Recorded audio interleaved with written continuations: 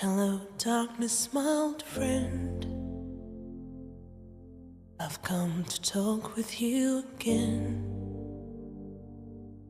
because a vision softly creeping left its seeds while I was sleeping, and the vision that was planted in my brain still remains within the sound of silence.